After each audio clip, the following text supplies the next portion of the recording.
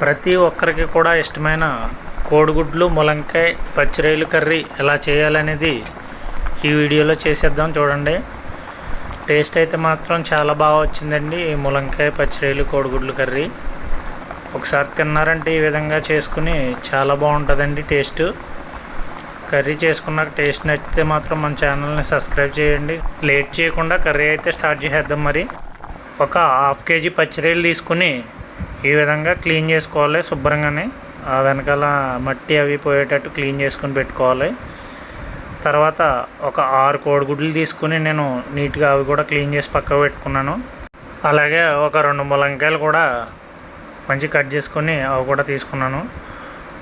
అలాగే 2 ఉల్లిపాయలు, ఒక 2 పచ్చిమిర్చి, ఒక 2 కరివేపాకు రొమ్మలు కూడా తీసుకుని అవి కూడా పక్కకు పెట్టుకున్నాను. ఇవన్నీ కూడా ఈ విధంగా రెడీ చేసి పెట్టుకున్నాక ఫస్ట్ కూడా మనం పచ్చిరొయ్యలు అయితే తీసుకుని దాంట్లో కొంచెం పసుపు అయితే వేసుకోవాలండి. మనం తీసుకున్న రొయ్యలకి సరిపడేంతగా పసుపు అయితే వేసుకోవాలి. అదేవిధంగా సాల్ట్ కూడా వేసుకోవాలి. ఎంతైతే సాల్ట్ అవసరం పడుతుందో అంత సాల్ట్ కూడా వేసుకోవాలి. అలాగే కారం కూడా ఎంత అవసరం పడుతుందో మనం తీసుకున్న రొయ్యలకి అంత కారం వేసుకోవాలండి. మంచిగా మనం ఇంట్లో ప్రిపేర్ చేసుకున్న కారం వేసుకుంటే టేస్ట్ బాగుంటుంది. ఈ విధంగా ఇవన్నీ వేసుకొని మంచిగా కలిపేసుకొని ఒక హాఫ్ అన్ అవర్ పాటు పక్కకు పెట్టేసుకోవాలండి. ఒక 2 స్పూన్లు ఆయిల్ వేసుకొని ఆయిల్ మంచిగా కాగిన తర్వాత మనం ఇందాక కట్ చేసి పెట్టుకున్న ములంకాయ ముక్కలు అయితే వేసుకోవాలండి. ఆ ములంకాయ ముక్కలకి సరిపడేంతగా సాల్ట్ వేసుకోవాలి. సాల్ట్ వేసేసుకున్నాక ఒక 3 మినిట్స్ ఈ విధంగా ములంకాయ ముక్కలు అనేది మంచిగా ఉడకనివ్వాలి. మూత పెట్టేసుకుని మంచిగా ఈ విధంగా ఉడికిన తర్వాత ఆ ములంకాయ ముక్కలు పక్కకి తీసేసుకుని మనం పక్కన ఇందాక పెట్టుకున్న కోడిగుడ్లు ఏవైతే ఉన్నాయో అవి మంచిగా ఈ విధంగా ఒక స్పూను పసుపు వేసుకోవాలి. పసుపు వేసుకుని మంచిగా అవి డీప్ ఫ్రై చేసుకోవాలండి. మంచిగా ఫ్రై అయ్యేలాగా కోడిగుడ్లను కూడా ఫ్రై చేసుకోవాలి.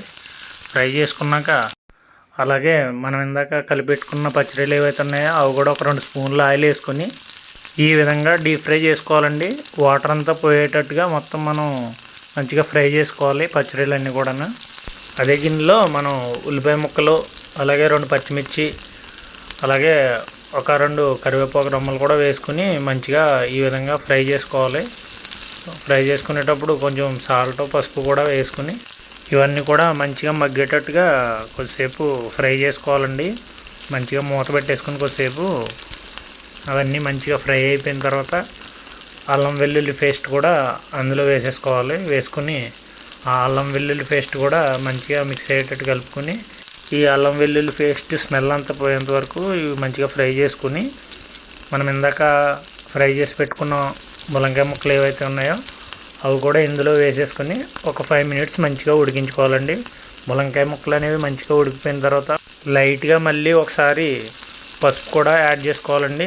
పసుపు వేసుకొని అదేవిధంగా కారం కూడా ఎంతైతే అవసరం పడుతుందో మనం తీసుకున్న ములంకాయ ముక్కలకి, రొయ్యలకి, ఎగ్స్కి సరిపడేంతగా మనం కారం వేసుకోవాలి. కారం వేసుకున్న తర్వాత ఈ విధంగా ధనియాలు, జీలకర్ర పొడి కూడా యాడ్ చేసుకోవాలి. ధనియాలు, జీలకర్ర పొడి కూడా వేసుకున్న తర్వాత ఇవన్నీ కూడా మంచిగా మిక్స్ అయ్యేలాగా ఒకసారి కలుపుకోవాలండి. మంచి ఈ విధంగా కలిపేసుకున్న తర్వాత అవన్నీ కూడా మంచిగా ఫ్రై అవనివ్వాలి. కొద్దిసేపు అయిన తర్వాత అడిగంటకుండా కొంచెం వాటర్ వేసుకొని లైట్గా వేసుకోవాలండి. లైట్గా వాటర్ వేసుకొని మళ్ళీ కొద్దిసేపు ఉడికించుకోవాలి. ఉడికించుకున్న తర్వాత మనం ఇందాక పక్కన పెట్టుకున్న ఫ్రై చేసి పెట్టుకున్న ఆ రొయ్యలు ఏవైతే ఉన్నాయో ఆ పచ్చిరొయ్యలు అనేటివి కూడా ఇందులో వేసేసుకోవాలి. వేసుకుని మంచిగా ఈ విధంగా మనం ఫ్రైలాగా చేసుకోవాలి. చేసుకున్నాక ఎగ్స్ కూడా ఫ్రై చేసి పెట్టుకున్న ఎగ్స్ ఏవైతే ఉన్నాయో ఆ ఎగ్స్ని కూడా ఇందులో యాడ్ చేసేసుకొని మనకి ఎంతైతే సూప్ అవసరం పడుతుందో దాని తగ్గట్టుగా వాటర్ వేసుకోవాలండి. ఈ విధంగా వాటర్ వేసుకున్న తర్వాత మళ్ళీ మనం ఒకసారి మళ్ళీ మూత పెట్టేసుకుని మంచిగా ఒక 10 మినిట్స్ మంచిగా ఈ విధంగా ఉడకనివ్వాలండి. మంచిగా ఉడికిపోయిన తర్వాత మనం కొద్దిగా దాంట్లో గరం మసాలా పొడి వేసుకోవాలండి. వేసుకున్నాక ఆ గరం మసాలా పొడి అంతా దానికి పట్టేటట్టుగా మళ్ళీ ఒకసారి మంచిగా కలుపుకోవాలి. కలుపుకొని కొత్తిమీర వేసుకోవాలండి. కొత్తిమీర వేసుకున్న తర్వాత మంచిగా ఒకసారి కలుపుకొని ఒక 2 మినిట్స్ అలా ఉంచి సర్వ్ చేసుకొని తింటే సూపర్గా ఉంటుందండి కర్రీ. ఈ విధంగా ట్రై చేసిన తర్వాత కర్రీ ఎలా ఉందో కామెంట్ చేసి చెప్పండి. అలాగే వీడియో చూసిన ప్రతి ఒక్కరు కూడా మన ఛానల్ని సబ్స్క్రైబ్ చేసుకోండి. ప్లీజ్ మర్చిపోకుండా ప్రతి ఒక్కరూ సబ్స్క్రైబ్ చేయండి, లైక్ చేయండి.